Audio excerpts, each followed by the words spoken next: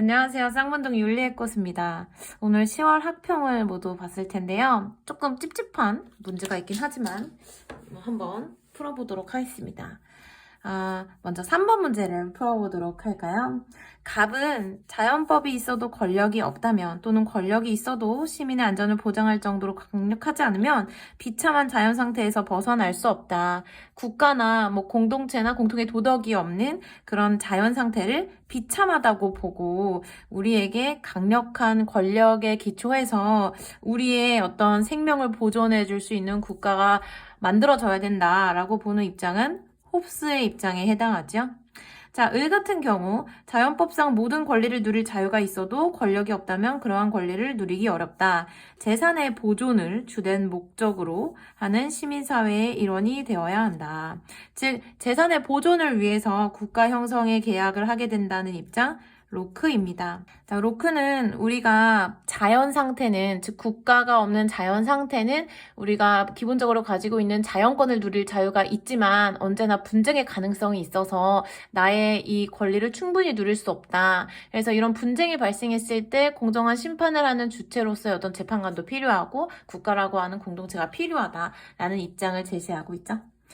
자, 이들의 공통된 입장으로 올바른 것은 무엇일까요? 먼저 첫 번째 선지, 국가 권력에 대한 시민의 저항은 어떤 경우에도 허용 불가하다. 저항권이 아니라 저항이라고 하는 표현이 나왔어요. 홉스의 경우 만약에 이 절대 권력을 가진 통치자가 그 사회 구성원들의 생명을 위협한다면 저항할 수 있다고 봅니다.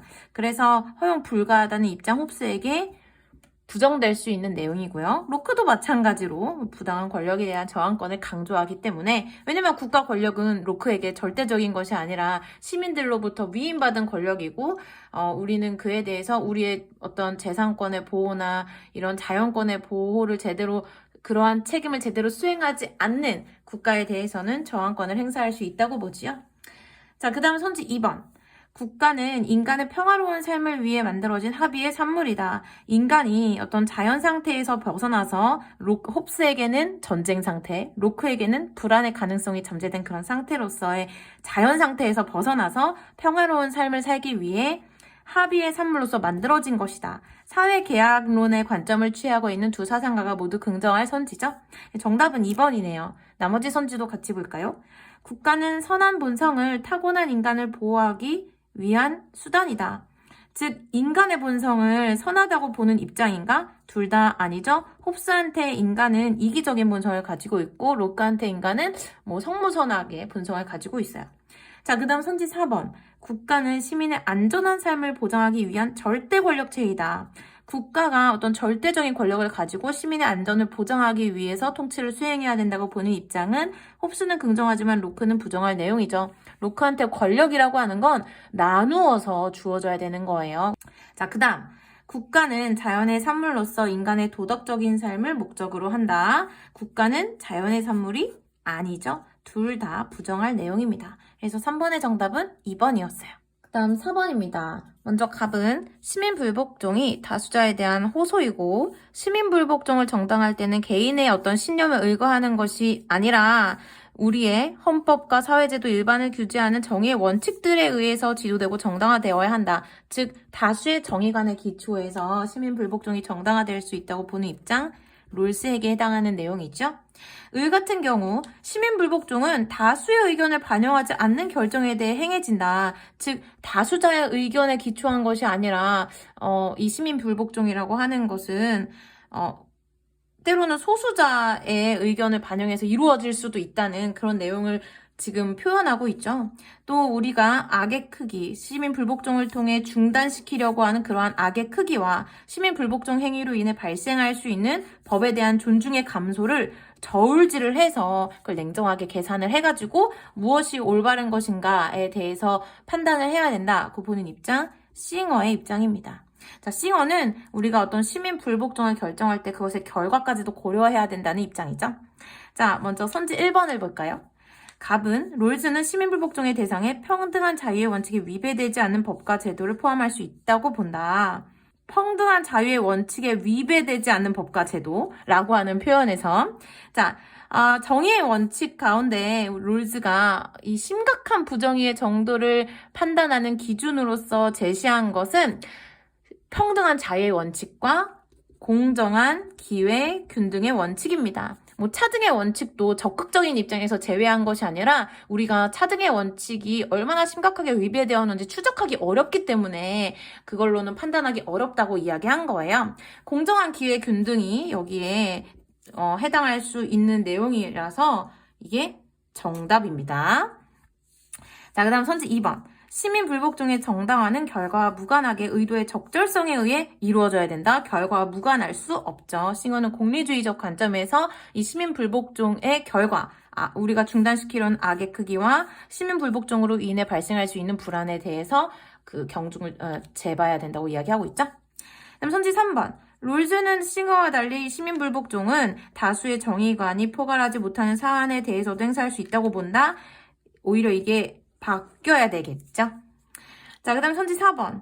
싱어는 롤즈와 달리 시민 불복종자들이 자신들의 합당한 합의에 대한 국가의 보복적인 억압을 감수하지 말아야 한다고 본다. 우리가 시민 불복종 행위에 대해서 국가가 처벌하는 것을 감수해야 되냐라고 하는 것에 대해서 싱어와 롤즈 모두 긍정합니다. 우리가 하는 시민 불복종 행위에 대한 처벌을 감수해야 된다고 이야기하죠. 그 다음 선지 5번. 시민 불복종의 정당성은 법과 제도의 부정의한 정도에 비례할 수밖에 없겠죠? 다음 상대적으로 깔끔하긴 했지만 이 문제도 한번 풀어볼까요? 자, 7번 문제. 먼저 차등의 원칙이란 천부적 재능의 분포를 공동의 자산으로 생각하고 이러한 분포를 얻는 이익은 함께 나누어 가져야 된다는 것을 합의한다는 걸 의미한다. 이 차등의 원칙의 의미를 밝히고 있는 내용, 롤스에게 해당하는 내용입니다.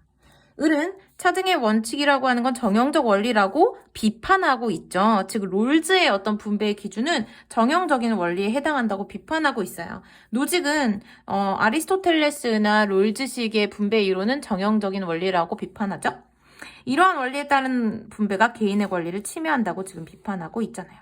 결국 우리는 소유 권리로서의 정의를 추구해야 된다는 입장을 강조하고 있습니다. 이 갑과 을이 각각 롤즈와 노직인 걸 알았을 때 A에는 롤즈는 긍정하고 노직은 부정할 내용이, B에는 롤즈가 긍정할 내용이, C에는 노직이 긍정할 내용이 들어가야 되겠어요. 자, 보기 기억. 분배 정의를 실현하여 자연적 우연성을 없애야 된다고 보는 것이 롤즈는 긍정하고 노직은 부정할 내용일까요? 아니죠. 자연적인 우연성을 없애야 된다고 이야기하진 않아요. 롤즈의 입장에서도. 자, 그 다음 니은. 정의의 원칙에 부합하는 모든 분배는 정의로운 것인가? 정의의 원칙에 부합한다면 롤즈가 제시하는 정의의 원칙 뭐가 있죠? 평등한 자유의 원칙 제1원칙이죠. 그리고 차등의 원칙과 공정한 기회 균등의 원칙. 이 정의의 원칙을 모두 다 만족시키는 분배는 정당한 것으로 간주돼야 돼요. 그리고 그렇게 해서 분배받은 재산에 대한 사유재산권은 다시 평등한 자유의 원칙으로서 우리가 보장받을 수 있는 권리에 해당하죠. 자, 그 다음 C. 자발적으로 양도된 재화도 교정의 대상이 될 수 있는가? 자발적으로 양도했다고 하더라도 그 이전 과정에서 이전의 원리를 제대로 충족시키지 못했다면 교정의 대상이 될 수 있죠. 예를 들어서 누가 훔친 물건을 나한테 팔았어. 뭐 이런 경우에는 이 이전의 원리를 충족하지 않기 때문에 교정이 될 수밖에 없습니다. 사회는 협동체제가 아니다. 개인 간 자발적 교환체제다. 사회를 협동체제로 보는 입장은 롤즈의 입장이죠. 개인 간 자발적 교환 체제로 보는 입장은 노직의 입장입니다. 그래서 정답은 5번입니다. 자, 그 다음 9번. 9번은 여러분 니부어와 관련된 문제였어요. 개인 간 관계는 합리적인 조정과 설득에 의해 확립될 수 있지만 집단 간의 관계는 그렇게 확립할 수 없다. 그래서 강제력에 의한 방법이 병행되어야만 한다. 그래야 힘의 균형을 이룰 수 있다. 이 니부어는 부정의 원인을 힘의 불균형으로 보죠. 그래서 사회에서 발생하는 이런 갈등은 힘의 불균형에 의해서 발생하는 것이기 때문에 외적인 강제력을 통해서 우리가 그러한 정의의 실현을 위해서 노력해야 된다. 이런 이야기를 하고 있어요. 자, 기억. 사회협력의 범위를 확대하면 사회 갈등은 해결될 수 있다. 사회협력이라고 하는 건 굉장히 이상적인 방법이긴 하지만 이 힘의 불균형에 의해서 발생하는 부정의의 문제, 사회에서 발생하는 그런 집단 간의 갈등을 해결할 수는 없다고 보는 것이 니부의 생각이죠. 그래서 강제력이 반드시 필요합니다. 니은, 사회적 억제가 없다면 사회의 이기적인 충동을 없앨 수 없다. 사회의 억제, 즉 어떤 강제력이 필요하다. 사회의 이기적 충동을 없애기 위해서는 입니다. 자, 그 다음 사회 갈등을 비폭력적으로 해결하려고 하면 해악을 초래할 수 있다. 사회 갈등을 우리가 어떤 강제력을 통해서 해결해야 되는데 어떤 협력에 의해서 해결하려고 하면 이 힘의 불균형에서 발생하는 그런 부정의를 본질적으로 해결할 수 없기 때문에 오히려 해악을 초래할 수 있다고 보는 것이 니부어의 입장이죠. 정답은 3번이었습니다. 다음 12번 문제입니다. 답은 간단하지만 선지를 좀 보려고 이 문제를 풀고자 합니다. 자, 먼저 이 내용은 결국 영구 평화, 이성이 명령하는 의무, 공화정체여야 하고 국제법은 자유로운 국가들의 연방체제에 기초해야 되고 세계 시민분 보편적 운운의 주권으로 국가되어야 된다. 칸트의 입장인 걸 알 수 있죠. 자, 그다음 선지 1번. 비민주적 국가에 대해서는 폭력적인 개입이 허용되어야 된다. 칸트는 어떤 국가의 자율성에 대해 개입해서는 안 된다고 이야기해요. 심지어는 내전 상태에 있는 국가더라도 그 국가의 내전 상황이 종결돼서 자기들끼리 독립할 거냐 말 거냐 이런 게 결정되기 전에 다른 국가가 개입하면 안 된다고 이야기합니다. 자, 그 다음 평화조약의 체결만으로는 항구적인 평화가 보장될 수 없다. 칸트는 평화조약은 책략에 불과한 내용이 될 수도 있다고 보고 국제적인 연맹 그리고 그 연맹에 기초한 국제법의 수립을 통해서 영구 평화의 달성이 가능하다고 보는 입장이죠. 자, 선지 3번은 왜 틀렸냐? 국가는 징여에 의해 다른 국가의 소유를 절대로 전환될 수 없다고 칸트는 강조하고 있습니다. 또 네 번째, 어떤 전쟁도 도덕적으로 허용되거나 정당화될 수 없다고 보는 입장은 아닙니다. 칸트는 또 자연의 관점에서는 전쟁이 필요하다고 이야기해요. 우리가 전쟁을 막 준비하면서 자기를 방어할 수도 있고 또 점점 더 강해질 수도 있죠. 그리고 칸트는 어떤 국가가 자유를 실현하기 위해선 어떤 강함을 갖춰야 되는 것은 당연하다고 생각해요. 그리고 전쟁이 바로 그러한 원동력이 될 수 있다고 얘기합니다. 자연의 관점에서는 그렇지만 우리가 이성의 관점에서는 이제 이러한 원리를 딛고 평화의 그런 단계로 나아가야 된다라는 걸 강조하고 있죠. 그래서 4번 선지는 어떤 전쟁도 정당화될 수 없다라는 내용이 틀렸기 때문에 답이 될 수 없습니다. 다음 5번. 국제국가를 구성해서 국제연맹을 형성한다. 국제정부, 어떤 하나의 단일한 국가를 형성하는 것은 개별 국가의 자율성을 침해한다고 보고 칸트는 그에 대해 부정적인 견해를 제시하고 있죠. 국제연맹 형성은 맞지만 앞의 내용이 틀려서 틀린 선지. 다음 15번입니다. 자, 먼저 갑은 생명체의 고유의 선, 이런 것들이 결국 유기체가 지닌 목적 추구 능력을 가졌다는 사실, 그들이 목적론적인 관점에서 자기 고유의 선을 추구하고 있다는 것은 그들에 대해서 우리가 도덕적으로 존중해야 된다는 것을 의미한다. 생명중심주의자인 테일러, 오랜만에 나왔네요. 그다음 을은요, 우리가 어떤 생명은 없지만 아름다운 것을 파괴하고 동물을 잔인하게 다루는 것, 환경에 대해 존중하지 않는 것, 동물에게 잔인한 행동을 하는 것은 인간의 자기 자신에 대한 의무에 어긋난다고 보는 입장, 칸트죠. 그다음 병, 쾌고 감수 능력을 지닌 모든 존재는 이익관심을 가진다. 이런 존재를 차별해서는 안 된다. 종차별주의에 대한 비판, 싱어의 관점이 나왔습니다. 갑은 테일러, 을은 칸트, 병은 싱어잖아요. 자, 선지 1번부터 볼까요? A와 C는 테일러와 싱어의 관점에서 칸트에게 할 수 있는 내용이어야 되겠죠. 인간은 비이성적인 존재, 즉 인간이 아닌 존재를 이야기하겠죠? 에 대해 의무가 있는데 칸트가 그걸 간과한다 라는 내용. 여러분, 이게 오답으로 제시가 됐는데 저는 이 선지가 조금 부족하지 않나 싶어요. 이 선지의 의도는 알겠어요. 여기서 말하는 의무는 아마 칸트는 비이성적인 존재에 대해 간접적인 의무를 제시했다라는 점을 생각하고 낸 선지 같은데 칸트가 간접적인 의무라고 표현한 것은 동물에 대한 의무는 결국 인간을 위한 도구적인 어떤 수단적인 차원에서 이제 우리가 수행해야 되는 거다 이런 걸 강조했는데 이 간접적인 의무라는 표현을 그냥 의무라는 표현으로 대체해도 될지 사실 저는 이 선지가 조금 부족하다고 생각하는데 여기에 대해서 혹시 다른 견해가 있으시면 꼭 알려주셨으면 좋겠습니다. 아무튼 그래서 이게 답이 아니었어요. 그 다음 A와 F는 테일러의 관점에서 칸트와 싱어에게 할 수 있는 비판이어야 되겠죠? 자, 개별 생명체보다 생명종의 보존에 주력해야 되는데 그걸 칸트와 싱어가 간과하고 있다. 테일러는 개개의 생명체가 지니는 그 생명의 가치에 기초해서 우리가 그 생명체들을 존중해야 된다고 보는 입장이죠. 이 뒤의 내용이 모두 틀렸습니다. 그 다음 선지 3번. 인간의 필요를 위해 동물을 이용할 수 있는데 그것을 간과하고 있다. 칸트가 테일러와 싱어한테 할 수 있는 비판인가요? 결국에는 동물을 이용할 수 있다는 점에 대해서는 오늘 제시된 이 세 사상가는 모두 긍정합니다. 자, 테일러는 고통을 줄이는 방법을 우리가 강구해낸다면 동물을 이용할 수 있다고 보고 테일러도 생명중심주의자의 관점을 취하면서도 인간이 어떤 자기 고유의 목적, 자기 고유의 선을 추구하기 위해서 동물을 이용할 수 있다고 보는 입장이죠. 자, 그 다음 선지 4번. 유정성이 있는 존재, 많이 도덕적 지위를 지니는데 칸트와 테일러가 그걸 간과한다. 이게 싱어의 입장에서 할 수 있는 내용일 것 같아요. 결국 유정적인 존재는 쾌고 감수 능력을 지닌 존재임을 이야기하잖아요. 싱어한테 쾌고 감수 능력이 있는 존재는 도덕적 지위를 지닐 수 있는 충분 조건을 지닌 존재입니다. 그런데 칸트는 이성적 존재만을 그에 포함시키고 있고 테일러는 생명체 전체에게 그걸 넓히고 있으니까 이런 내용이 해당될 수 있겠죠. 근데 저는 이 1번과 4번의 선지가 조금 부족하다는 생각이 좀 들어요. 자, 그 다음 5번. 쾌고 감수 능력이 없는 존재도 내재적인 가치를 지니고 있는데 그걸 싱어가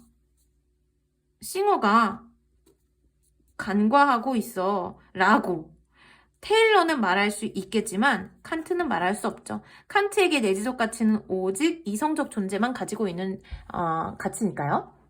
다음으로 17번 문제를 풀어보도록 할게요. 17번의 갑은 원조를 통해서 세계의 가난한 사람들을 자유로운 사회의 자유롭고 평등한 시민 또는 적정 수준의 사회 구성원이 될 수 있는 수준까지 끌어올려야 된다라고 보는 입장, 롤스의 입장이죠. 아마 여기에 막 가난한 사람들이라고 나와서 조금 헷갈릴 수 있었을 텐데요. 결국 이 원조의 목적을 자유로운 사회의 시민, 적정한 수준의 사회 구성원이 될 수 있도록 도와줘야 된다라는 내용에서 롤즈임을 알 수 있습니다. 그 다음 을, 원조는 지구적 차원에서 빈민의 복지 증진을 목표로 한다. 내 신발 한 켤레 값으로 개발도상국 어린이의 생명을 구할 수 있다면 세계 시민으로서 그렇게 해야 된다. 이 입장은 싱어의 입장이죠. 자, 먼저 롤즈는 원조의 대상에서 정의의 원칙이 확립된 사회는 제외한다 라고 하는 입장. 이 롤즈한테 원조의 대상은 어떤 정치적인 문화의 수준이 낮아서 인권이 침해되고 있는 그런 고통을 겪는 사회에 국한되죠. 그래서 이 선지는 맞는 내용입니다. 정의의 원칙이 확립된 사회는 이미 원조의 목적을 달성하고 있는 사회이기 때문에 원조의 대상이 될 수 없어요. 그다음 니은, 원조의 직접적 목표는 인권 보장과 생활 수준 향상이다. 결국 원조의 직접적인 목적은 이런 정치 문화의 수준을 보장함으로써 인권을 보장할 수 있는 그런 사회 문화의 수준을 이루는 데 있죠. 이런 생활 수준 향상은 틀렸다고 보여집니다. 그 다음 선지 디귿. 원조는 부국보다 빈국의 빈민을 도울 때 더 효율적이다. 당연한 얘기죠. 부자인 나라보다 가난한 나라의 빈민을 도와야 된다. 싱어는 우리가 냉정하게 판단을 해서 어떻게 원조를 하는 게 더 효율적인가를 생각해야 된다고 강조하죠. 자, 그렇게 되면 결론적으로는 그 부자인 나라의 빈민보다는 가난한 나라의 빈민을 도와오는 것이 더 효율적이라고 볼 수 있겠습니다. 그다음 리을. 원조는 빈곤이 해소될 때까지 계속되어야만 한다. 빈곤이 해소될 때까지 계속되어야 한다. 이 세상의 모든 고통받는 사람들이 사라질 때까지 원조가 계속되어야 된다. 싱어는 긍정할 수 있지만 롤즈한테 원조의 목적은 여기에 있는 것이 아니죠. 롤즈한테 목적은 적정 수준의 사회의 어떤 발전, 그렇게까지의 발전을 이야기합니다. 정답은 1번이었어요. 자, 그 다음 20번 문제 마지막으로 풀어볼게요. 자, 갑은요. 사회계약에는 생명의 희생이 포함될 수 있다. 즉 누구도 나의 생명을 빼앗을 권리를 사회에 양도하지 않는다. 사회계약론의 관점에서 사형을 부정하는 입장, 베카리아의 관점입니다. 을은 사회계약에 사형이 포함될 수 없다며 사형의 불법성을 주장하는 것은 법의 왜곡이다. 베카리아에 대한 비판이죠. 살인자는 보복법에 따라서 동일하게 처벌받아야 된다. 칸트의 입장이에요. 자, A는 베카리아에게만 해당하고 칸트에게는 해당되지 않는 내용이, B에는 둘 다 해당하는 내용, C는 베카리아는 안 되고 칸트에게만 해당되는 내용이 들어가야 되겠어요. 자, 보기 선지 1번. 형벌의 목적은 범죄의 피해를 원상태로 회복하는 것이다. 베카리아에게 형벌의 목적은 어떤 범죄 예방이나 공리 증진에 있는 것이죠. 살인자는 법적인 처벌보다 더 가중해서, 즉 법정에서 판결받은 처벌보다 가중해서 엄격하게 처벌해야 된다? 아니죠. 모두 이런 법정에서 처벌에 기초해서 이 형벌이 이루어져야 된다는데 동일합니다. 다음 선지 3번. 처벌의 경중은 범죄가 공익에 반하는 정도에 따라 결정된다 라고 보는 입장. 베카리아한테는 맞을 수 있겠으나 이 공익에 반하는 정도, 어떤 공리성을 따지는 것은 칸트에게 해당되는 내용이 아니죠. 그 다음, 응보적인 형벌은 범죄자의 타고난 인격성을 존중하는 것이다. 우리가 어떤 행위자가, 범죄자가 자기 스스로 자율적인 의지에 기초해서 다른 사람에게 범죄를 저질렀어요. 그건 다른 사람을 수단으로 삼음과 동시에 보편화 정식에 의해 자기 자신의 인격성도 상실한 것이죠. 그랬을 때 우리가 이런 응보적인 형벌을 통해서 그 사람이 스스로 저지른 그 인간을 수단으로 만드는 그런 행위에 대해서 스스로 책임을 지는 과정으로서 응보적인 형벌을 부과하는 겁니다. 그래서 그 형벌을 수행했을 때 그 사람은 다시 인간성을 회복할 수 있어요. 우리는 그 사람의 인격성을 존중하는 거예요. 스스로 의욕한 거잖아. 한 명의 이성적 존재로서 내가 행위하는 대로 모든 사람들이 행위해도 된다. 그럼 내가 누굴 때렸을 때는 나도 맞아도 좋다라고 스스로 의욕한 셈이죠. 자, 그런 면에서 동해 보복의 원리에 따라 형벌이 주어져야 된다라고 칸트는 이야기합니다. 그 다음 보기 5번. 살인자는 생득적 인격성을 상실했기에 사형을 당해야 된다. 이것도 칸트에게 이 4번 선지와 반대되는 내용으로 틀린 내용이 되겠네요. 오히려 사형은 살인자의 인격성을 존중하는 형벌입니다. 자, 여기까지 10월 학력평가를 풀어봤는데요. 사실은 잘 읽히지도 않을 뿐더러 조금 찝찝한 문제들이 있어서 여러분이 10월 학평의 내용에 대해서 막 머리를 싸매고 고민하는 것보다는 저는 차라리 지난 3개년 동안의 평가원 기출문제를 다시 풀어보는 것을 권장하겠습니다. 자, 그러면 오늘 여기까지 할게요, 여러분. 혹시라도 부족한 내용이나 혹은 잘못된 내용이 있다면 지적해 주시면 감사하겠습니다. 자, 그럼 여기까지 할게요. 여러분, 안녕.